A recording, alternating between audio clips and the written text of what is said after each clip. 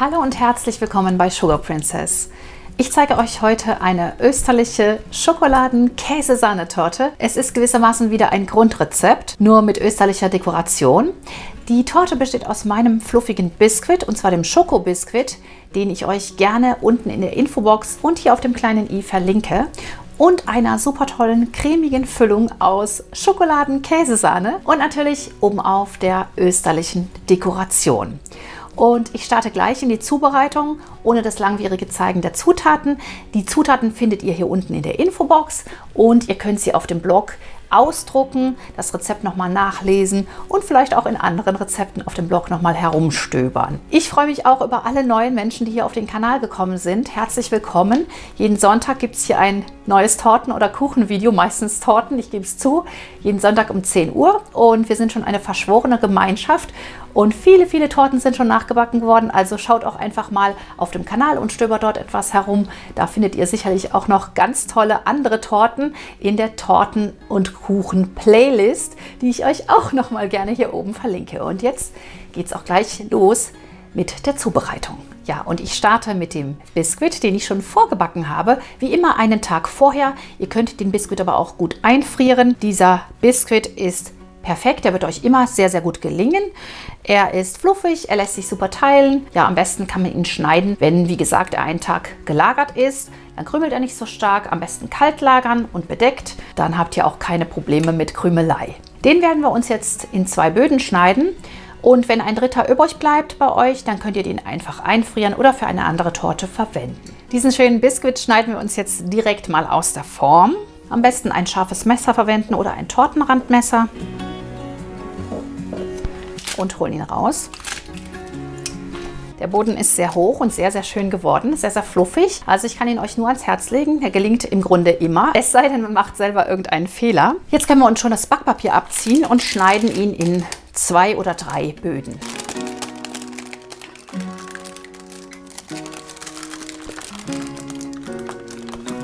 Weil der Boden bei mir 5,5 cm hoch ist, werde ich ihn jetzt auf Stufe 3 meines Tortenblitzes durchschneiden. Dann habe ich nämlich einen Boden unten, der etwas dicker ist und einen oben, der etwas dünner ist.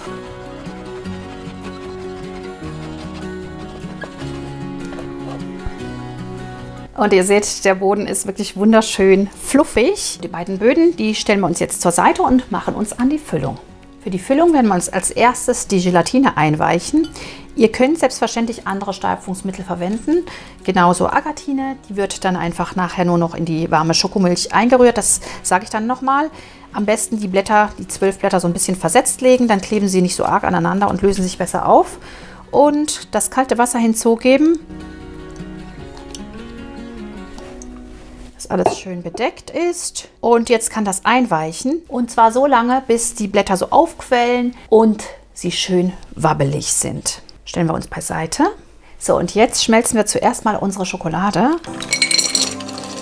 Die habe ich mir so ein bisschen klein gemacht. Ihr könnt es ja auch natürlich zerhacken. Jetzt geben wir uns die Milch darüber. Die sollte heiß gemacht sein.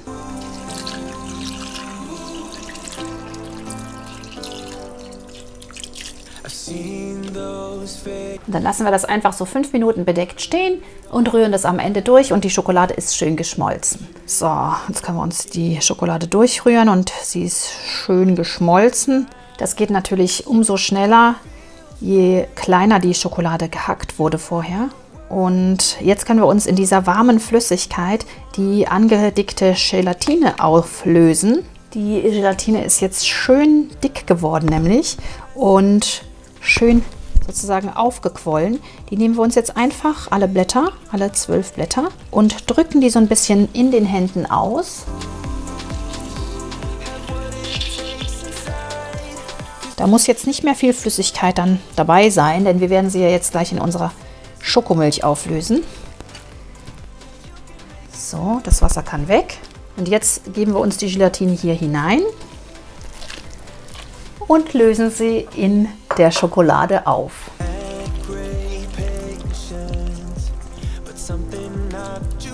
Und am Anfang sieht das so aus, als würde da nichts passieren. Das klappt nicht und so weiter.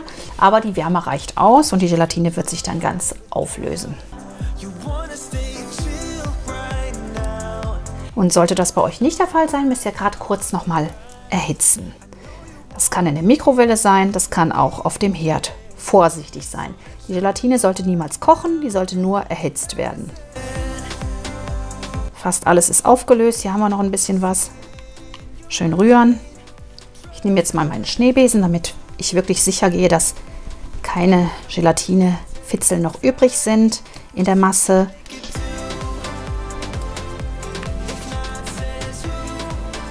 So stelle ich das Ganze jetzt erstmal beiseite und rühre mir den Quark mit dem Zucker an. Ich habe diesmal einen Halbfettstufe-Quark genommen, nicht den Magerquark. Der war mir ja beim letzten Mal bei der letzten Torte ein bisschen zu wenig sahnig, zu wenig cremig. Ihr könnt selbstverständlich auch Magerquark verwenden, aber wie gesagt, ich habe jetzt hier einen Quark mit Halbfettstufe. Hier gebe ich jetzt den Zucker hinzu. Und wenn ihr möchtet, könnt ihr natürlich hier auch nochmal irgendwelches Aroma hinzugeben, zum Beispiel einen Schokolikör oder ein bisschen Vanillepaste oder was auch immer euch einfällt, Tonkabohne zum Beispiel. Also da kann man schon auch noch ein bisschen variieren, das Rezept. Ich verrühre das Ganze.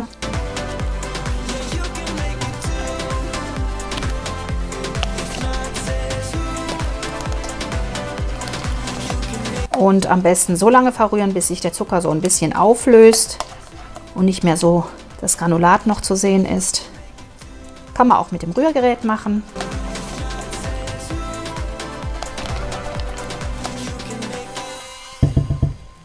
Genau. Jetzt wollen wir wieder beide Cremes aneinander angleichen. Diese ist etwas wärmer, nicht viel, aber etwas. Und deswegen gebe ich mir jetzt von dem angerührten Quark etwas hier hinein und verrühre das. Das ist einfach das Angleichen. So ungefähr 3 bis 6 Esslöffel gebe ich hier jetzt dazu.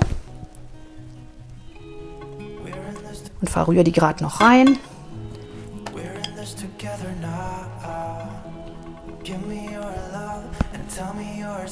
Vielleicht noch einen.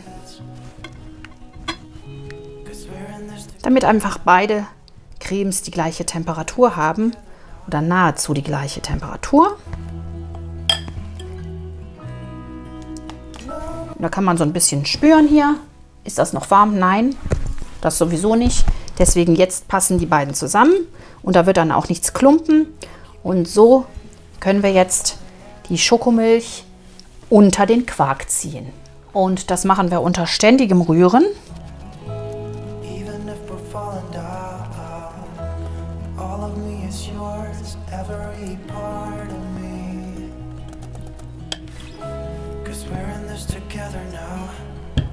Und ihr seht schon, wie mega lecker das Ganze aussieht und es duftet. Wenn ihr riechen könntet, wie die Creme jetzt schon riecht, wahnsinnig lecker und nach Schokolade. Das ist bei uns zugleich auch wieder eine Geburtstagstorte für meine mittlere Tochter. Die wird nämlich 18 und die ist ein totaler Schokofreak auch. Deswegen musste das natürlich wieder Schokolade sein. Die Creme stellen wir uns jetzt erstmal beiseite und schlagen uns die Sahne steif und heben sie dann hier unter. Also ihr müsst die Schüssel groß genug wählen, dass dann wirklich alles reinpasst. Ich habe schon ein bisschen Zweifel hier bei meiner kleinen Schüssel. Ich hätte besser die KitchenAid-Schüssel genommen, aber ja, ihr werdet es dann zu Hause besser machen.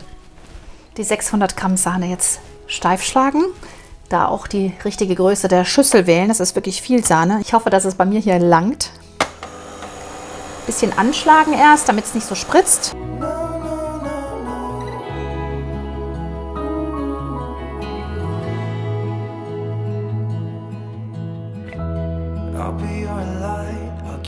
Und sobald die Sahne so schön cremig steif geschlagen ist, sie muss nicht ganz steif sein, wir wollen sie ja nicht aufspritzen, können wir sie schon unter unsere Schokoladencreme rühren. Genau, und sollte die Creme zwischendurch schon angezogen haben, gerade noch mal kurz durchrühren. Und jetzt können wir hier die Sahne dazugeben.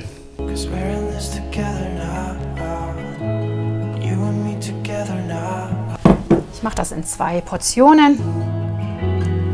Ich hoffe, dass meine Schüssel jetzt hier nicht allzu klein ist. Also nehmt am besten wirklich eine große Schüssel, am besten so von der Art KitchenAid-Schüssel. Dann klappt es auch mit der Größe oder mit dem Volumen. Jetzt läuft mir es hier gleich über. Ich denke, das wird jetzt ganz schön knapp. Also wie gesagt, am besten eine größere Schüssel verwenden als ich hier. Und den Rest auch noch unterheben. Vorsichtig.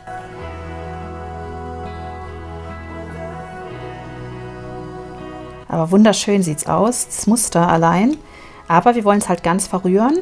Einmal noch mit dem Spatel vorsichtig alles unterheben, dass wirklich auch am Boden gut verrührt ist. Oft kann man das mit dem Schneebesen nicht so gut machen, finde ich immer.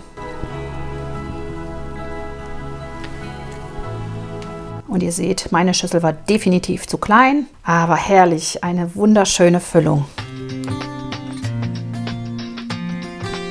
Wahnsinn. Und so können wir die Torte jetzt auch schon füllen. Und dazu nehmen wir uns den Boden, den unteren Boden auf eine Tortenpappe und stellen das beiseite. So, wie immer habe ich mir hier meinen Tortenretter, dann eine Tortenpappe zurechtgelegt, auf dem Drehteller mit einem Ring umstellt, den untersten Boden. Und hier kann ich jetzt einfach die Füllung drauf gießen. Und wenn ihr wollt, könnt ihr den Boden aber auch noch tränken mit einem Likör oder mit Kaffee zum Beispiel. Das gibt der Torte auch noch mal eine schöne Note. Das lasse ich jetzt alles weg. Ich mache es ganz einfach und gieße meine Füllung oben auf.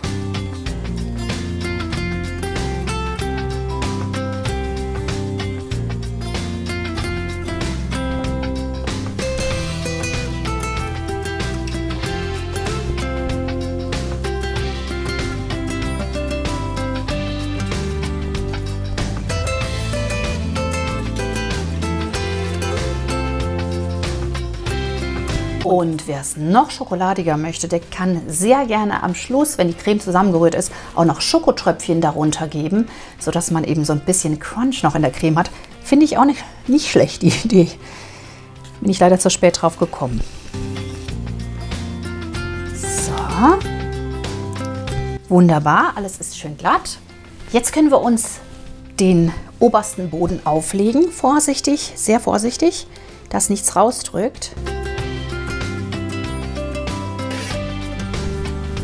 Und wie immer müsst ihr beim Anziehen des Tortenrings bedenken, nicht zu festziehen, dass ihr oben den Boden dann noch reinkriegt. So. Und vielleicht noch ein bisschen die Luft hier vorne rauslassen und überall schön vorsichtig andrücken. So schnell ging das. Ich finde, das war wieder ein richtig schnelles Rezept. Und die Torte muss jetzt erstmal mindestens 4 Stunden, besser über Nacht, ihr wisst es schon, in den Kühlschrank. Am besten abgedeckt, damit einfach der Rohling keine Gerüche aus dem Kühlschrank annehmen kann. So, wie immer war die Torte bei mir über Nacht im Kühlschrank schön abgedeckt. Ich schneide sie jetzt aus dem Ring. Den Ring am besten erst so ein wenig lockern, ganz vorsichtig, damit man gut reinkommt mit dem Tortenrandmesser oder mit dem Messer. Und dann vorsichtig entlang schneiden an der Wand, sodass man die Torte möglichst nicht verletzt.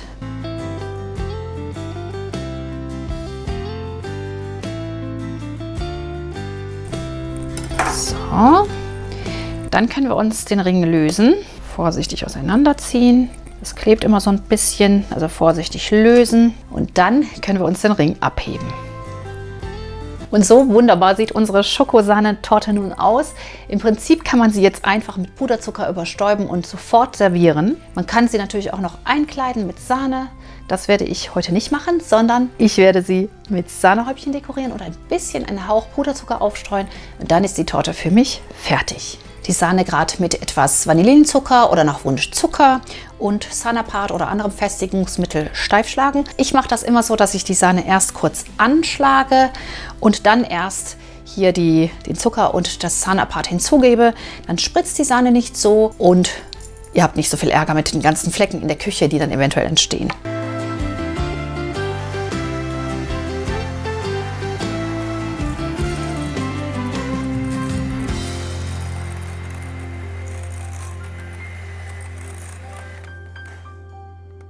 Wenn die Sahne so schön steif geschlagen ist, ihr wisst es, dass ein Messerschnitt oder ein Schnitt der Rührer sichtbar bleibt, dann kann sie in den Spritzbeutel gefüllt werden und wir können die Torte final dekorieren. So, und das machen wir jetzt. Ich habe hier am Spritzbeutel eine Lochtülle dran, eine größere, aber ihr könnt natürlich auch nach Belieben eine Sterntülle oder sonst irgendeine andere. Eine Grastülle wäre zum Beispiel auch möglich, wenn man grün gefärbte Sahne nimmt für die Osternester.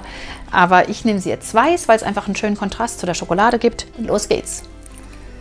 Wie bei der letzten Käse-Sahne-Erdbeertorte werde ich mir ein bisschen Puderzucker hier oben aufstreuen. Nur so als grobe Orientierung, wohin jetzt meine Nester sollen. Also einfach gerade so ein bisschen hier, dass ich sehe, wo sind die Stücke. Das kommt da nicht ganz genau aus, aber das hilft schon mal, um sich zu orientieren, damit es einfach gleichmäßiger wird. So, und los geht's. Auf jedes Stück kommt jetzt ein kleines Nest, bestehend aus so ein paar Tupfern. In die Mitte könnt ihr dann Ostereier legen. Bei mir werden das eben die Schokoladen-Ostereier sein, aber ihr könnt auch bunte Eier verwenden oder was auch immer ihr wollt.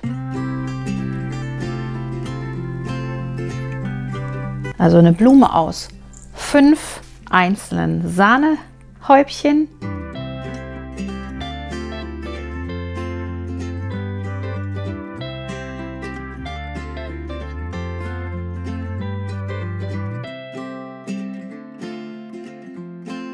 Und das letzte Nestchen 1, 2.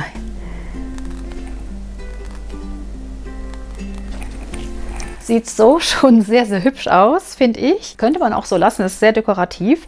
Aber natürlich sollen jetzt noch die Ostereier hier oben auf und das machen wir im nächsten Schritt. Ich nehme für die Dekoration jetzt hier diese Schokoeier. Das sind Schokobons. Aber ihr könnt natürlich auch beliebige andere verwenden. Und die setze ich jetzt einfach hier in die Nester hinein.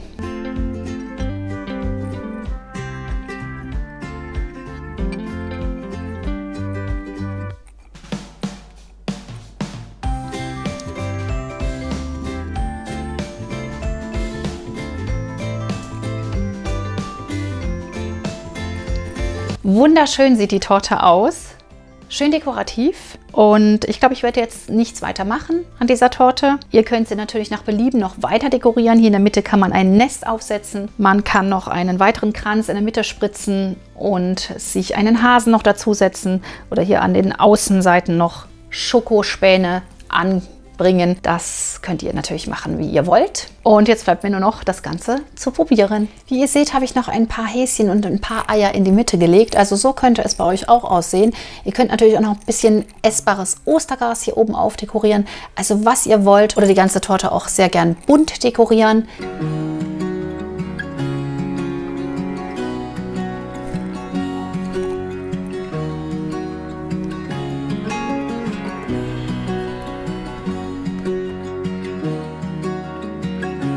Und da ist unsere Schoko-Käse-Sahnetorte, ein Prachtstück für die Ostertafel oder auch sonst zum Geburtstag. Bei uns ist es jetzt zum Geburtstag. Ich bin gespannt, wie die Torte schmecken wird, wie immer. Ich finde, sie ist wirklich wunderschön geworden. Kann sie mir auch sehr schön so bunt dekoriert vorstellen oder hier mit unten noch Ostergras und dergleichen. Ich bin sehr gespannt auf eure Fotos. Ich bin sicher, ich kriege ganz, ganz viele von euch. Mal probieren.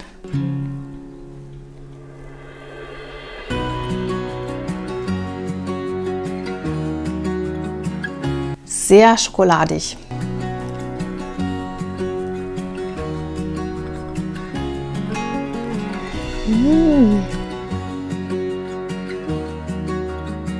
Ja, was soll ich sagen? Die Torte schmeckt super schön cremig, schokoladig, österlich. Für alle Schokoladenliebhaber ist diese Ostertorte natürlich ein ganz besonderes Geschenk. Also wenn in eurer Familie viele Leute sind, die Schokolade lieben und Schokoladeneier und überhaupt Schokolade, dann ist diese Torte genau das Richtige. Ich kann sie mir auch noch gut vorstellen mit Himbeeren oben auf, statt der Ostereier, also einfach so rote Akzente oder eben abwechselnd. Also ich bin gespannt auf eure kreativen Ideen dazu. Ja, macht's unbedingt einmal nach, schmeckt einfach toll. Das war meine Schokoladen-Käse-Sahnetorte. Ich hoffe, euch hat das Rezept genauso gut gefallen wie uns und ihr backt die Torte vielleicht einmal nach, vielleicht diese Ostern. Dann freue ich mich über eure Bilder auf Facebook oder Instagram. Alle Links dazu findet ihr wie immer in der Infobox. Ich teile eure Bilder auch sehr gerne in meinen Stories, das wisst ihr ja vielleicht auch schon. Sehr gerne dürft ihr wiederum auch mein Video teilen. Das geht über den Teilen-Button, auch hier unten unter dem Video. Da könnt ihr das Video per WhatsApp verschicken oder über Facebook, Instagram, wie auch immer ihr das wollt. Das dürft ihr gerne tun. Gerne auch einen Kommentar hinterlassen, den Kanal abonnieren, ein Like dalassen. Und jetzt bleibt mir nur noch euch zu wünschen, viel Spaß beim Nachbacken und bis nächste Woche Sonntag um 10 Uhr. Tschüss!